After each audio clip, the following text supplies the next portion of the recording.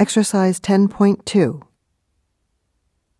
Listen to a discussion in an anthropology class. Morning, class. I want to start off this morning with a question for you. How many of you have ever been to a potluck dinner? Oh, lots of you, I see. Okay, who can describe a potluck dinner for me? Andy? It's just a dinner where all the guests bring dishes to share with everyone else. Someone might bring salad, someone might bring dessert. It's a way you can have a dinner party with your friends and not spend $1 million, because everyone brings something. You're right. Well, today we're going to be discussing a ceremony called the potlatch. I'm sorry, the what? The potlatch. Here, I'll put it on the board for you. This is a ceremony held by Native Americans and Native Canadians in the Pacific Northwest, from Washington State north to British Columbia all the way up to Alaska. Potlatches were held for all kinds of reasons. To celebrate births, weddings, naming ceremonies, even a good catch of salmon. Now, some linguists think that the English word potluck might be derived from this word potlatch. The word potlatch is originally from the Chinook language. The Chinooks were a group of Native Americans who lived along the Columbia River. A form of their language called Chinook trade jargon became a trade language, a language used by tribes all over the region to communicate with one another. So the word potlatch spread, and before long it was used by all the tribes in the Pacific Northwest. Professor Burke, were these potlatches, were they sort of like the potlucks we have today? Well, no. As a matter of fact, they were quite a bit different. I think the best way to describe a potlatch is as a birthday party in reverse. Huh? A birthday party in reverse? What do you mean?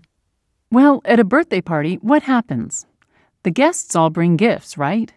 At a potlatch, it's the host who gives the gifts and the guests who receive them.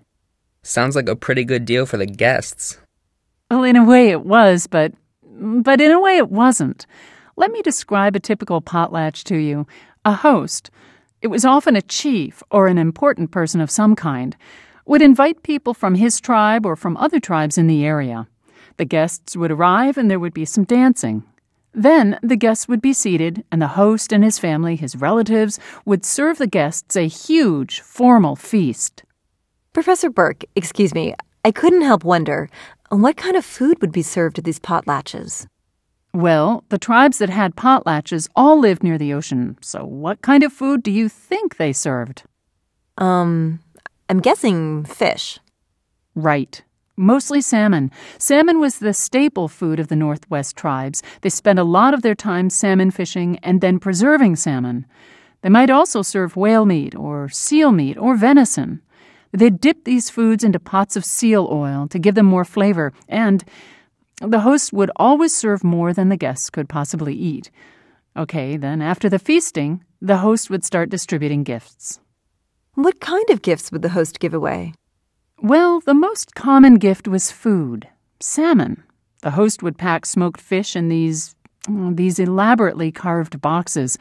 Other gifts they might give: goat hair blankets, jewelry, wooden masks, and after these tribes came in contact with Americans and Canadians of European origin, the gifts became more varied. There might be sacks of flour, dishes, eating utensils. I even remember seeing a photograph of a potlatch from, around 1900, where a guest is receiving a sewing machine.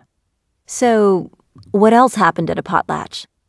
Well, then the host would usually destroy some of his most valuable possessions, such as fishing canoes, and he'd throw coins and almost anything valuable into the sea. What? Excuse me, Professor, I just don't get it. It just seems kind of crazy to me. Why would anyone want to host a party like that? Okay, well, first off, gift-giving rituals like this are not all that uncommon. I mean, there have been societies all around the world that have gone in for these types of ceremonies, but having said that, I can't think of any other society where it was such a central part of the culture. See, these tribes, to them, status, prestige, Well, in short, they were highly status conscious. To them, looking good in the eyes of other people was very, very important, and that's what a potlatch was all about. It was a means of establishing rank, status, power. How's that? Well, by accepting gifts at a potlatch, the guests, they acknowledged the wealth and the generosity of their hosts. And when they were destroying or throwing away valuables, the hosts were really saying, "I'm so important, I'm so wealthy, I can afford to smash up my stuff and throw away my money." Well, I still think it was a much better deal to be a guest than to be a host at these parties. But you see, Andy, there was a catch. In some ways, potlatches were actually a form of investment. Investment? Sure. All the guests at a potlatch were honor-bound to pay the host back by having potlatches of their own and inviting the host. Oh, I get it. It was an investment because then the host would be invited to lots of potlatches. Right. And the potlatches that the guests held had to be at least as elaborate as the one they'd been invited to. There was this one tribe called the Kwakiutl who lived up on Vancouver Island. Now, this group, they really turned the potlatch into an art form. They had the most elaborate, most ritualistic potlatches of all the tribes in the Northwest. When the Kwakiutl held potlatches, they would use the ceremony as a kind of weapon, a form of revenge against their enemies. They'd throw such extravagant potlatches that their enemies would go broke trying to match them. Wow, that was a clever way to get back at their enemies. So, do these tribes still have potlatches?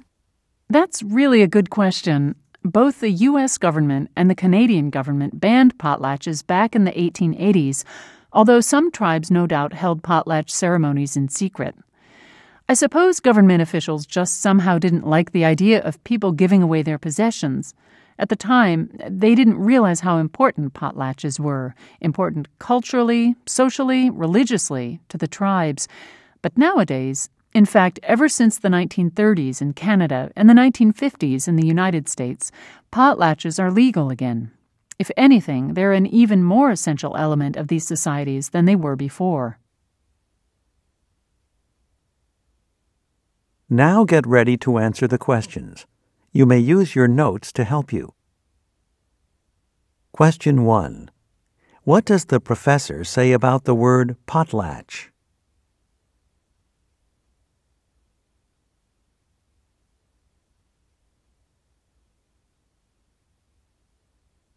Question 2. What was the most common gift at a potlatch?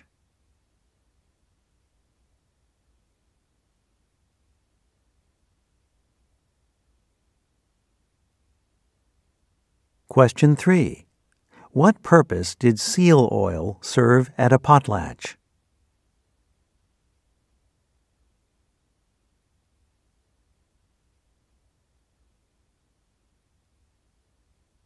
Question 4.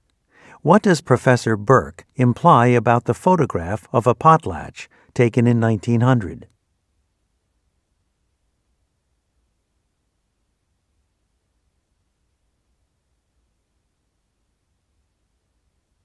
Question 5. What does Professor Burke say about the Kwakiutl tribe?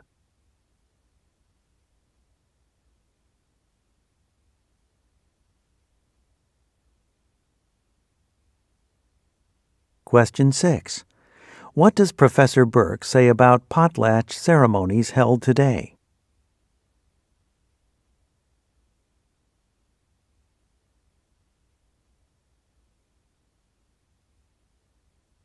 Listen to a lecture in a space science class. As I said at the end of our class on Tuesday, today I'm going to talk about a growing problem in the sky. You can call it space junk, space debris, orbital litter, whatever you like. It's basically the leftovers from the thousands of satellites and spacecraft that have been sent into orbit over the last 50 years or so. The problem started back in the late 1950s. The Soviet Union launched the first satellite, Sputnik it was called, in 1957. And that's That's when a tracking network was first set up, too, to monitor bodies in orbit. Today, there's a worldwide network of 21 telescopes and radar stations called the Space Surveillance Network that keeps track of all this stuff, all these items in space. Almost every launch contributes to the problem, contributes to the amount of junk up there circling the Earth. There are non-functioning satellites, food wrappers, an astronaut's glove, the lens cap from a camera, broken tools, bags of unwashed uniforms. Luckily, most of this junk burns up when it re-enters the atmosphere, just like little meteors. And although old pieces fall out of the sky, new pieces are launched. On average, there's a net increase of around 200 pieces per year. Today, there are around 13,000 pieces, 13,000 separate bodies that are monitored from Earth. And of those, only about 400 are still active, still useful pieces of equipment. Most of it is in what is called low Earth orbit, that's defined as within 1,200 miles of the Earth. There's also about 1,000 pieces in high orbit. It's in a very thin, very narrow ring, shaped like a bicycle tire, about 22,000 miles above the equator. The surveillance people can only monitor objects bigger than about a baseball. There are probably, I'd say, about 500,000 pieces of debris that are just too small to be monitored. Most of these small objects are tiny flecks of paint or little pieces of metal, say around the size of a grain of sand. Some orbital debris is huge, big as a bus. The smallest pieces are not that dangerous, not usually. When they hit a spacecraft, they only cause, just some surface damage. Several times, outer windows on the space shuttle have had to be replaced because of collisions with micro-objects in space, but there was no real danger. And the really big pieces, those are mostly empty booster rockets or other rocket parts. They're not necessarily all that dangerous either. Why not? Because these large objects can be detected by radar, and so they can be avoided fairly easily. Several times, shuttles have had to maneuver to avoid getting close to large pieces of debris. But it's the medium-sized pieces that represent the biggest danger. These objects are so dangerous, of course, because of their tremendous speed. They can be moving up to 12 miles per second. That's way faster than a bullet. Your typical bullet doesn't even travel 1 mile per second. If one of these flying pieces of debris, say a lost screwdriver or a piece of an antenna that broke off a satellite, if one of these hit a space shuttle or the International Space Station, it could puncture the outer hull. Then what would happen? You'd have depressurization. All of the air inside would rush out into the vacuum of space, and then you'd have a disaster on your hands. So far, fortunately, there has never been a major collision involving a manned spacecraft.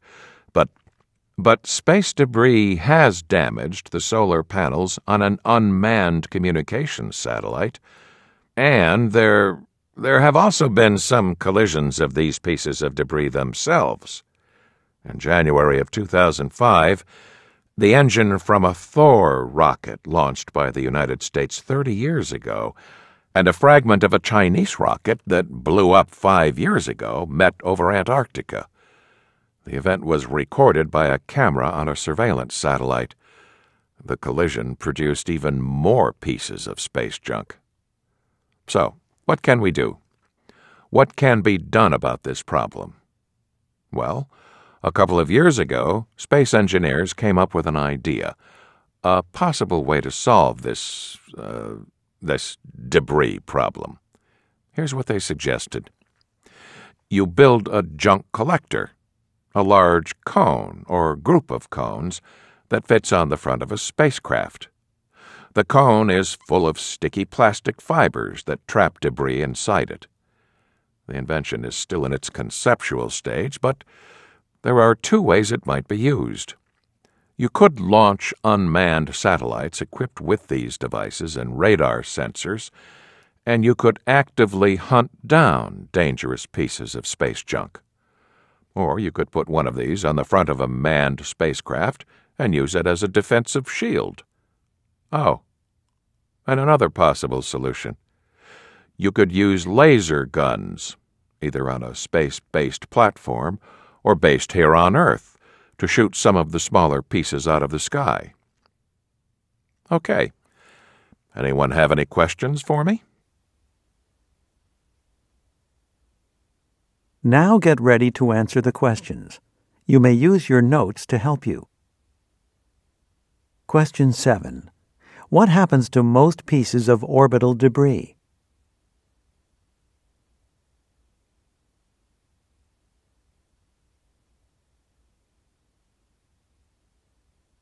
Question 8. How many orbital bodies are being monitored today?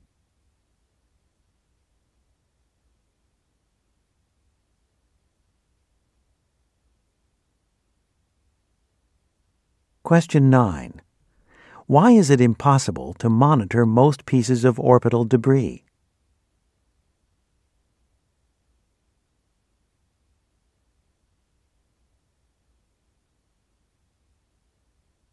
Question 10. Which of the following types of orbital debris would not be particularly dangerous to astronauts on a spacecraft?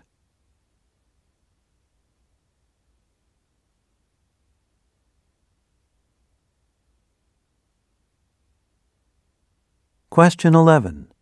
The professor describes a collision in space between which of the following objects?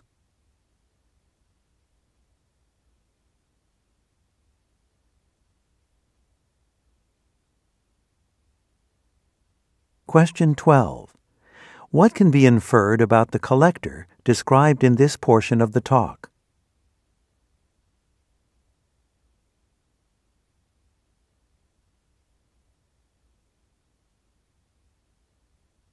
Listen to a discussion in a pharmacy class. Good morning, all. This is our last class before the final, you know, and I told you I'd give you a little more information about the test today. But before I do that, I want to talk about a different class of drugs. This term, we've been discussing different types of pharmaceutical drugs. Today, though, I'd like to spend a little time discussing another class of drugs. You could lump them all together and call them herbal drugs or herbal remedies. Oh, I just read a magazine article about herbal drugs. It said that herbal remedies were becoming more and more popular. That's probably true. I've heard that, something like 12 million people in the United States use herbal drugs. And worldwide, well, there are countries where herbal remedies are as important, maybe even more important than pharmaceutical drugs. So, Professor Finley, what do you think? Why is it important for pharmacists to know about herbal medicines? I mean, usually patients don't get prescriptions and come to pharmacists for herbal remedies, do they? They just buy them at, health food stores and so on, right? Well, there are several reasons, Thomas. For one thing, pharmaceutical and herbal medicine they share a lot of history. I mean, think about it. At one time, all drugs came from herbs and other plants. At one time, the pharmacist was just some guy, usually some woman, who knew what herbs were helpful and knew where to look for them. Also, a lot of pharmaceutical drugs in use today, they originally came from herbal sources. Really? Which ones? Well, the most commonly taken drug of all, good old aspirin, is one example. The active ingredient in aspirin originally came from the bark of a tree, the white willow tree. And anyone remember a drug we talked about last month called digitalis? I do. It's used to treat heart problems, right? You're correct. And digitalis originally came from a plant called foxglove. Anyway, to introduce you to alternative medicine, I brought along some samples of plants that are often used in herbal medicines. See this flower that looks like a purple daisy? It's a pretty little flower. What is it? Well, some people call it the herbal equivalent of a flu shot. It's called echinacea. Oh, I read about that. Doesn't it work on the immune system? Right. Well, lots of people think it does anyhow. It's one of the most commonly taken herbal remedies. A lot of people, when they feel a cold or the flu coming on, will take echinacea. What are those yellow flowers with the 5 petals? Those are called St. John's wort. St. John's wort. It's used to reduce stress and for mild depression. Now here's a plant you might find of interest at this time of year with finals coming on. See this fan-shaped leaf? It's from the ginkgo biloba tree. What's that one for? Ginkgo biloba is thought to improve memory and to help you be more alert, more focused. Is that right? Wow, we really should try some of that. So, Professor, how do most people take these drugs? Do they just swallow them? I'd imagine the most common way to take them is in powdered form. The leaves or flowers are crushed and powdered and put in a capsule, and people swallow the capsule. Another way, well, some people make tea from the plants and drink the tea, although I'm told that most of these herbs taste pretty nasty. Here's what I don't understand. Why would someone use herbal drugs when there are regular drugs, pharmaceutical drugs that do the same thing? Well, Thomas, for one thing, a lot of herbal drugs are a form of preventative medicine. In other words, people tend to take these drugs to avoid getting sick. On the other hand, most prescription drugs are used after somebody gets sick. I mean, to treat some specific problem. Then for another thing, a lot of people that use these drugs, they think that herbal remedies have fewer side effects and are generally, safer than prescription drugs. What do you think, Professor? Do you think that's true? Are they safer? Well, I'd have to say not always. There are some herbs I would never recommend, and there are definitely some herbal drugs that some people, for example, pregnant women, people with high blood pressure, these folks should definitely not take these drugs. But Professor, do you think they work? I mean, are most herbal remedies as effective as prescription drugs? I don't really have a simple answer for that question, Thomas. I think that in some cases they might be. But not all that much research has been done on herbal drugs, so there isn't that much scientific proof. Why is that, Professor? Why no research? That's easy. Because drug research, most of the research done on drugs, is done by pharmaceutical companies that hope to patent the drug and then to make a profit on it. But guess what? You can't patent a herb, since, it's a natural substance. So, Professor, as a pharmacist, would you ever tell a patient to take herbal medicine instead of a prescription drug? Well, I might, depending on the medical situation, but there are several considerations. Patients need to take a few precautions. First, they should be sure that they get herbs from a reputable company, a dependable company, to make sure the herbs they're taking are pure. They should also talk to their doctors and their pharmacists, especially if they are taking any other drugs, because there's always the possibility drugs and herbs, there could be a serious drug-herb interaction. Finally, I'd remind patients not to expect miracles from herbs. I mean, let's face it, no herbal remedy can take the place of exercise and a healthy diet. Now get ready to answer the questions.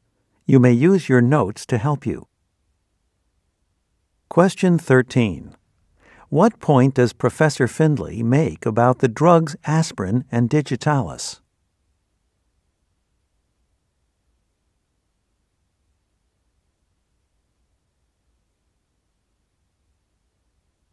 Question 14. According to Professor Findlay, why do people generally take the herbal remedy echinacea?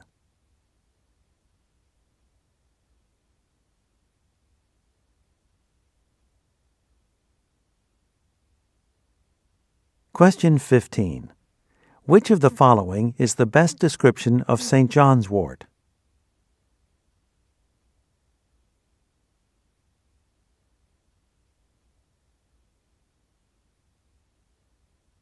Question 16. What can be inferred from the professor's remarks about how most herbal medicines are used?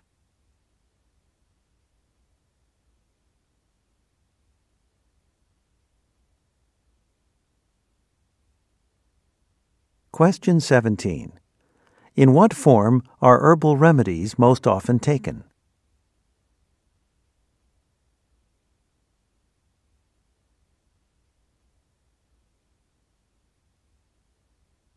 Question 18. According to the professor, why has research on herbal drugs been limited?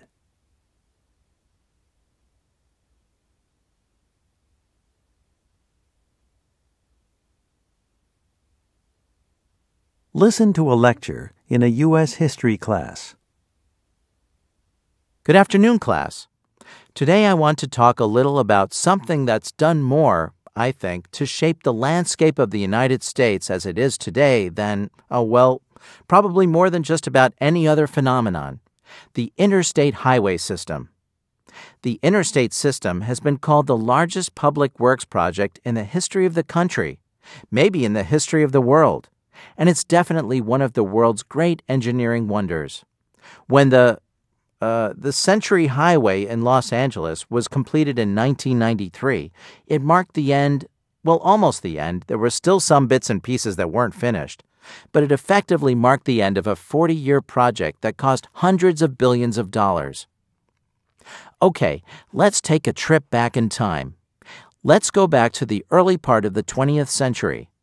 Let's say you've just bought a brand new automobile, maybe a shiny new Model A Ford. Here's your problem. You can drive your car around the city, but if you want to go from city to city, there are no roads to speak of. When the weather is bad, people joke about losing automobiles in the mud. In fact, in many places, roads are probably worse than they were 100 years before. Anyone guess why? No? Okay. Remember a couple of weeks ago we talked about how, after the Civil War, the railroad became dominant, the dominant form of transportation? Does that ring a bell? So what was one of the side effects of this? The roads meant for horses, for carts, for carriages, these all fell into disrepair because passengers and goods all moved by railroad. There was no reason to maintain roads. Anyway, you've got these terrible roads, no way to get from place to place. So what do you motorists do? You organize, you form groups, and then you demand that the government build roads. These groups of motorists went by a lot of different names, depending on where they were, but collectively they were known as the Better Roads Movement. And the government responded. It responded slowly, but it responded. Roads were built, but it would be years, many years, before there was a comprehensive highway system. Okay, let's move ahead in time a few years. It's 1919, and a young Army officer, whose name is Dwight David Eisenhower, is ordered to lead a military convoy of trucks and motorcycles across the country from Washington, D.C. to San Francisco, California. He's ordered to get there as soon as possible. It takes him, you might find this hard to believe, but it took him 62 days. 62 days! Okay, now it's the 1930s, the time of the Great Depression, as I know you'll remember, and there are millions of unemployed workers, millions, and President Roosevelt put some of them to work on public works projects. These projects include road building. In 1938, the first superhighway opens. It's called the Pennsylvania Turnpike. You may have traveled on it yourself and not found it all that exciting. However, at the time it opened, it was known as the Dream Road. This 4-lane highway became a model for the highways of the future. So, after World War II, the United States really and truly enters the automobile age. By 1950, there are over 50 million vehicles on the road. In 1954, Dwight David Eisenhower, he's the President of the United States by now, he proposes a system of superhighways. This system would basically connect all of the major cities in the United States. Of course, Eisenhower has been interested in roads for a long time. There were two major events in his life that influenced the way he thinks about highways. One is his wartime experience. He was commander of the Allied forces in Europe during World War II, and he saw, the advantage that the efficient German Autobahn system, the German superhighway system, he saw the advantage this gave Germany during the war. The other event? It's that long, hard trip he took across the country back in 1919. So, in 1956, Congress passes the Federal Highway Act, and the first section of the interstate system is built in Kansas, Eisenhower's home state. The system is supposed to be completed by 1972, but it's not finished, as I said, until the 1990s. The interstate highway system has had just an enormous impact on life in the United States. It's created millions of jobs. It's provided an incredibly efficient system for moving people and transporting goods around the country. And because of that, it's contributed to the decline of the railroads. Because of the safety factors that were built into the system, it's probably saved thousands of lives. It's helped create the suburbs that surround every U.S. city. Now, it's true there were suburbs before there were interstate highways, but the interstate system has helped accelerate their growth because, well, it's just so easy to travel from suburb to central city. Now, don't get me wrong, not all the effects of this superhighway system have been, well, positive, especially in urban areas. There have been whole neighborhoods destroyed to make way for roads. Just in Seattle, for example, thousands of homes were destroyed to make way for Interstate 5. Whole neighborhoods were, well, it was like having a river, a concrete river, a river of traffic cut through a neighborhood, or cut it off from other neighborhoods. There was opposition. There were protests. In Boston in 1966, an anti-highway group successfully blocked the building of a highway called the Inner Belt. Another group stopped the building of an interstate highway through San Francisco. Still, for better or worse, the interstate highway system has changed the face of the United States. And remember that trip from Washington to San Francisco in 1919 that took Eisenhower 62 days? Today you can make that same trip in just 72 hours. Now get ready to answer the questions. You may use your notes to help you. Question 19. Which of the following caused the decline of roads in the United States in the 19th century?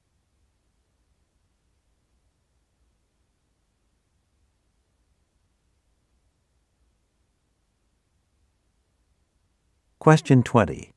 How long did it take Dwight David Eisenhower to drive across the United States in 1919?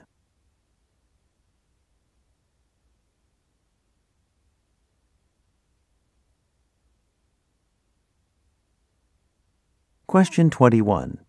According to the speaker, which of these influenced the way President Eisenhower thought about highways?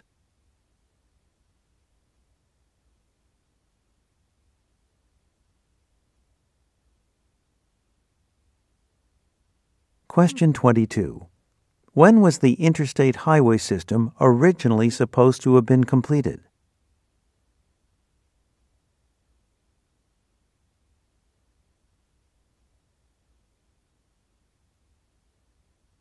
Question 23.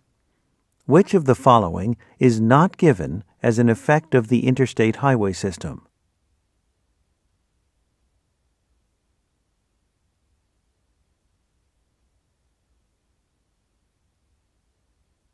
Question 24. In which of these cities were interstate highway projects blocked by protests?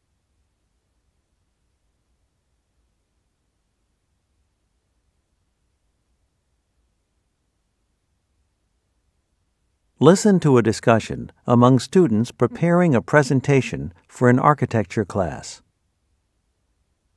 Okay, so the presentation on alternative housing in Professor Maxwell's class is going to be, what, the 21st? Let me check. No, it's not until the 23rd, but we have to hand in a preliminary outline next Tuesday. And this presentation counts for, I think it's a fourth of our grade, so we need to do a good job. Right. So, either of you do any research or decide what kind of housing we should talk about? Well, I looked at a couple of websites on the internet and paged through some journals, but I didn't really come up with much of anything. How about you, Joyce? As a matter of fact, I have some, I guess you could call it indirect experience with one type of alternative housing. I think I told you my uncle owns a construction company, and, last year he had these clients. This couple come to him and say they wanted him to help them build a kind of house called an earthship. They showed him the plans, and at first he thought they were nuts. But, well, he needed the business, so he helped them build the house, the earthship, and he ended up thinking, well, he's actually thinking of building an earthship for himself. An earthship? Huh? That sounds like something from a science fiction movie. Yeah, I guess it does.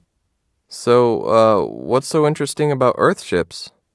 Well, for one thing, they're made almost entirely out of recycled materials. In fact, the main building materials are old tires and aluminum cans. The outer walls consist of used tires packed with soil.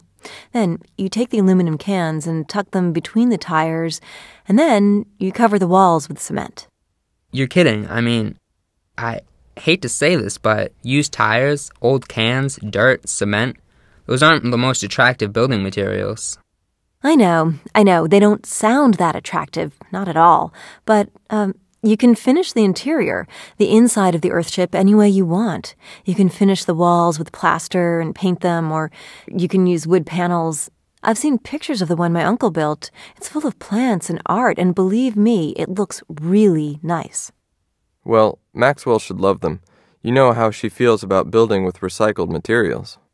Yeah, but that's not all.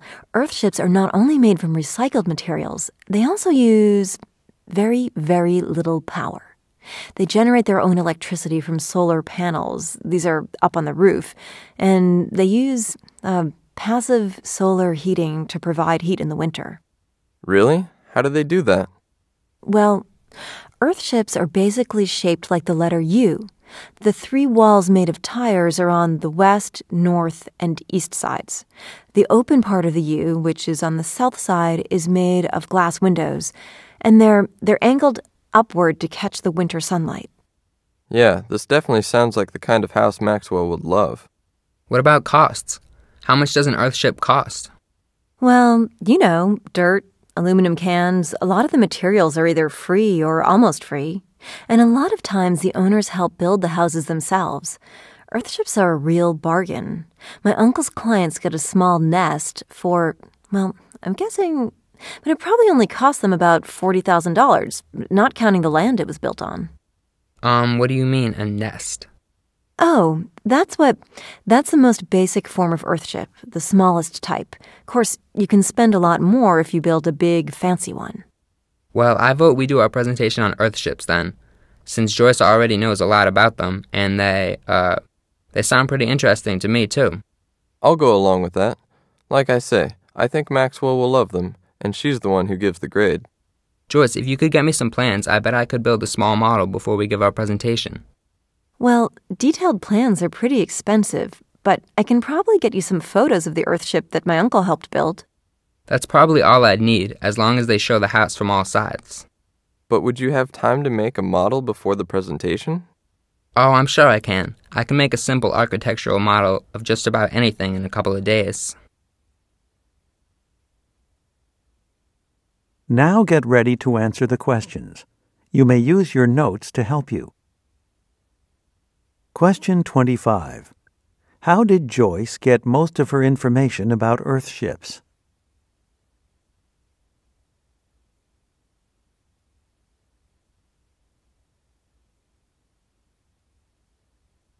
Question 26.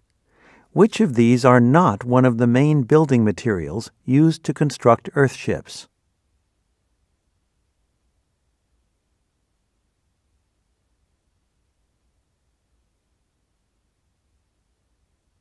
Question 27.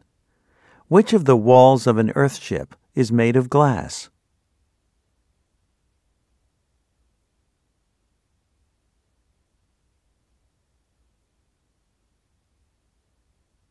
Question 28. What is meant by the term nest?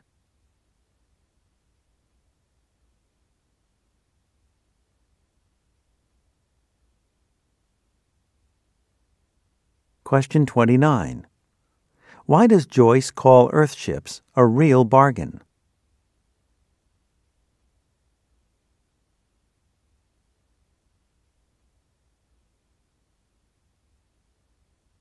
Question 30. What will the students probably bring to the presentation?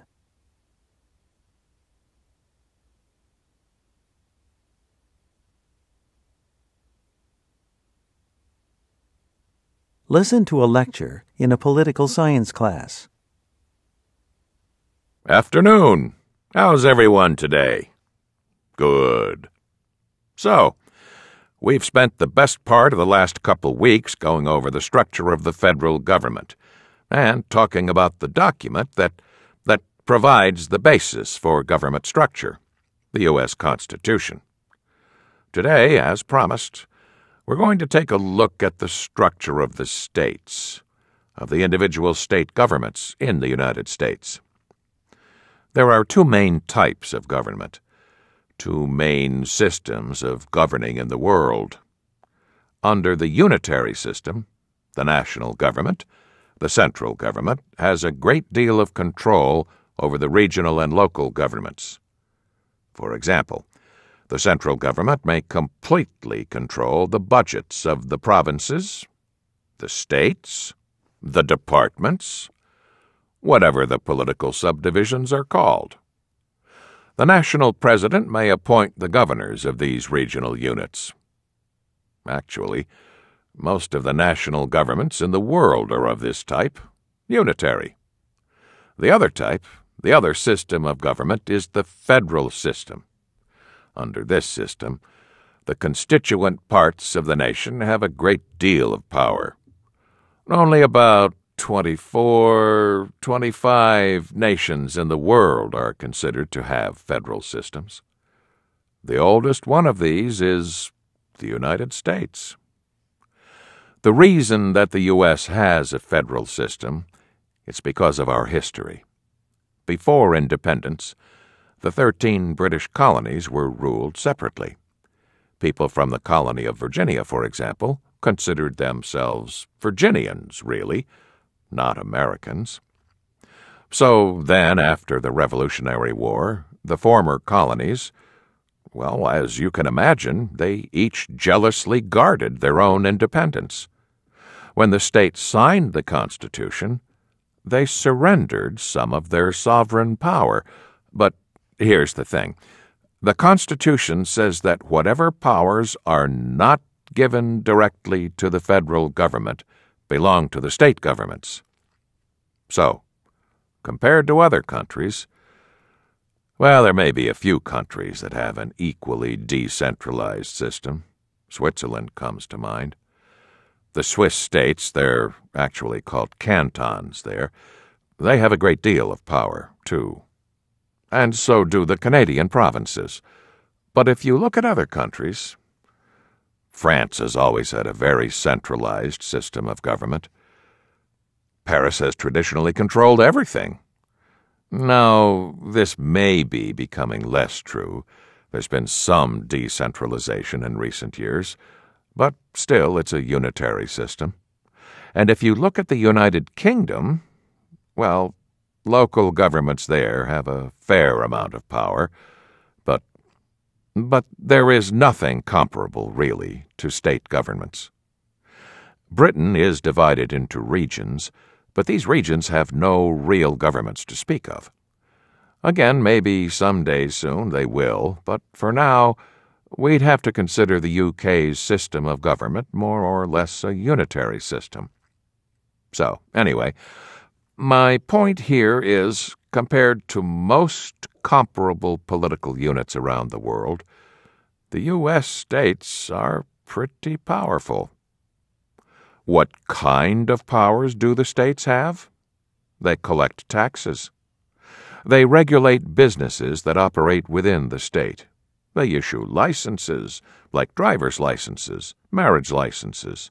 They build roads. What else? Well, they're involved in education, mostly with higher education. All the states operate a state university system.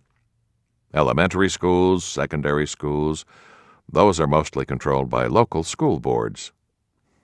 Now, as we said earlier, the structure of the federal government, the rules for operating the federal government, these are determined by the U.S. Constitution. Likewise, each state has its own constitution that determines its structure.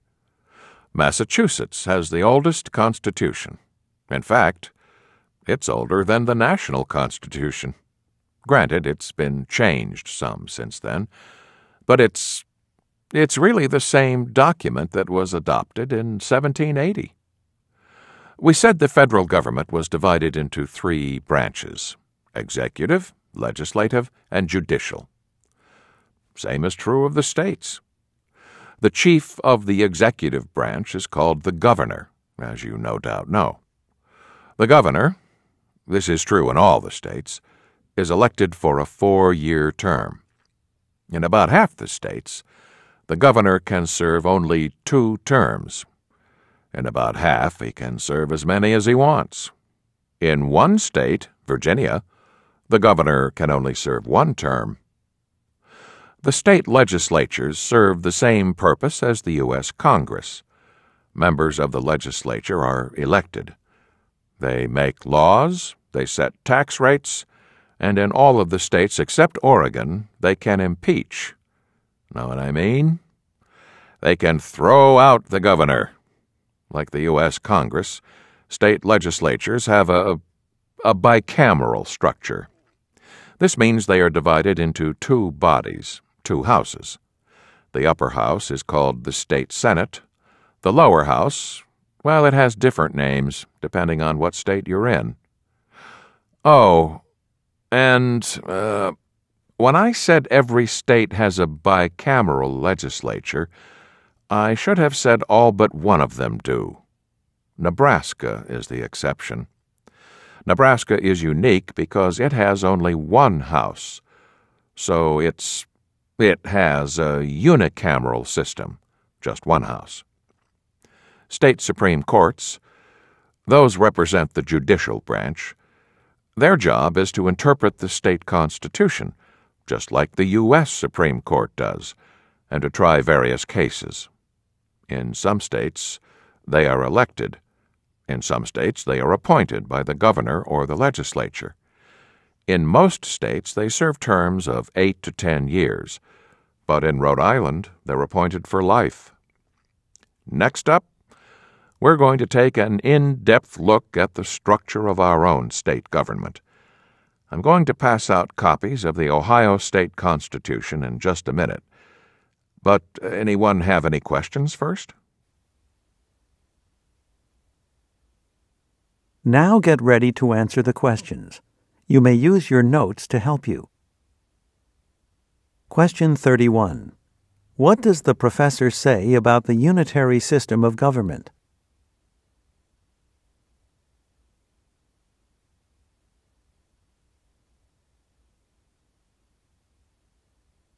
Question 32. What does the professor say about Switzerland?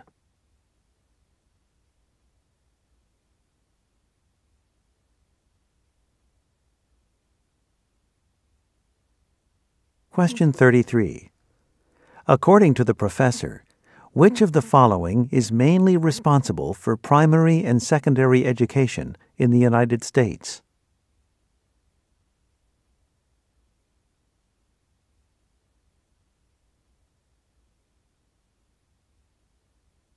Question 34. Which of these states has the oldest constitution?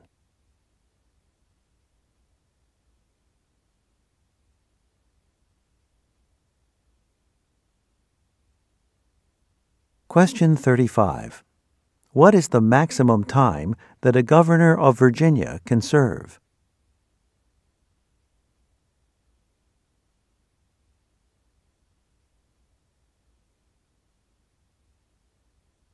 Question 36.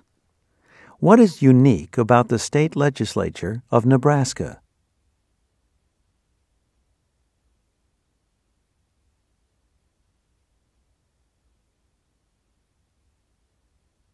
Listen to a discussion in a dance class. Okay, everyone, we've been talking about traditional forms of dance. Today, we're going to shift our attention to the islands of Hawaii and the most famous form of dance that's associated with those beautiful islands. Anyone know what that is? Laura? Oh, that's an easy one. It's the hula dance. Yeah, you're right. It's the hula. You don't have to say hula dance, actually, because the word hula means dance in Hawaiian, in the Hawaiian language. Has anyone ever seen this dance performed or know anything about it? James? Well, I've seen a couple of TV shows and movies about Hawaii, and it seems to me that usually when you see the hula, it's done by women in long grass skirts. Laura? When I was a little kid, my parents took me to Hawaii, and there were hula dancers who'd perform at our hotel. I remember being fascinated by how gracefully they moved their bodies and their hands. Yeah, and you know, those body movements and gestures, they all have meaning. The dancers use those to tell stories. But what I want to emphasize, really emphasize, is the fact that the hula that's performed today for tourists, the one you see at hotels and cultural shows, is very different from the traditional hula, the one that was performed hundreds of years ago. Modern hula is called hula awane. The old-style traditional hula is called hula kahiko. Hundreds of years ago? I didn't realize it was such an old dance. Yeah, and as a matter of fact, we don't even know exactly how old the hula is. We do know that when Captain Cook visited the islands in the 1770s, he was the first European to go there. He was allowed to see a hula on the island of Kauai. He wrote in his journal how much he enjoyed it. We also know that one of the queens of Hawaii established a royal school of hula over 500 years ago. Back then, both men and women took part in the dance. There were two types of performers. There were young performers, called alapa, which means graceful ones in Hawaiian. These were the dancers, the ones that actually performed the dance. Then there were older performers called hoapa, which means steady ones. They chanted and sang, and they also played musical instruments. Apparently back then hula ceremonies could get quite wild, but all that changed in 1820. Why? What happened then? That was the year the religious missionaries came to Hawaii from the United States, from New England to be specific. They found the original form of the hula to be a little, shocking. So they arranged to have the hula completely banned for around 50 years. Then, when it came back, it was a much tamer version, a much more conservative dance, the hula awane. So how was it different? Well, remember I told you that the hula tells stories through movements? In the old days, the hula, probably the most important story was the story of how the islands rose up out of the sea. Also, there were dances about the Hawaiian gods and goddesses, especially the goddess Laki, who was the special goddess of the hula. Some dances told the stories of brave Hawaiian kings and queens, stories of Hawaiian history. But in the modern version of the dance, the movements of the dance, they usually represent some natural phenomena, such as palm trees swaying in the wind, or waves crashing on the beach, or birds flying across the sky. Professor, what about the music for the hula? It's, a lot of times you hear it played on the ukulele, right? Has that always been true? Is the ukulele a traditional instrument? No, not at all. There was a group of Portuguese workers who came to Hawaii around 1870, and they brought with them these small guitars that were common in Portugal back then. These little guitars eventually evolved into ukuleles. Oh, by the way, in Hawaiian, the word ukulele means jumping flea. Jumping flea, yeah? Why did they call it that? Probably it was because, to tell you the truth, I don't have a clue. I'll try to find out for you, though. So, how did it get to be a tourist attraction? In the 1950s, tourism became a major industry in Hawaii, and tourists wanted to see samples of authentic Hawaiian culture. even though the modern hula is, well, it's not really an expression of Hawaiian culture, not the way the traditional hula was. But then, most tourists probably didn't know the difference. Well, personally, I think it's too bad that you can't see what the hula was like back in the old days. I bet it was a lot more interesting than what you see now. Yeah, I have to agree with you on that, but actually you can. These days, there are several groups of Hawaiian dancers that have gotten together to perform the hula kahiko the way it was originally performed. In fact, I have a video of one of their performances, and we'll be taking a look at that next. Now get ready to answer the questions. You may use your notes to help you. Question 37. What does the word hula mean in the Hawaiian language?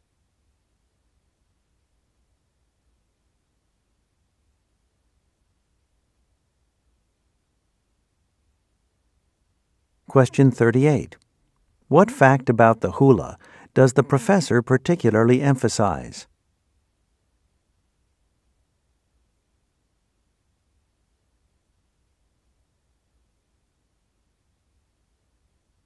Question 39.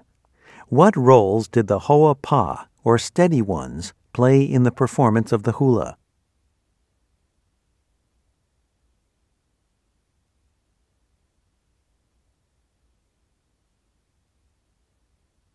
Question 40. What did the New England missionaries do when they arrived in 1820?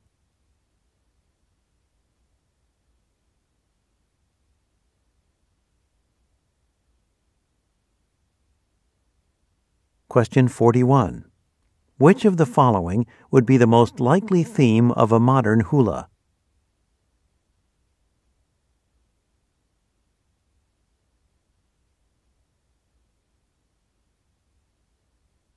Question 42. What will the members of the class do next?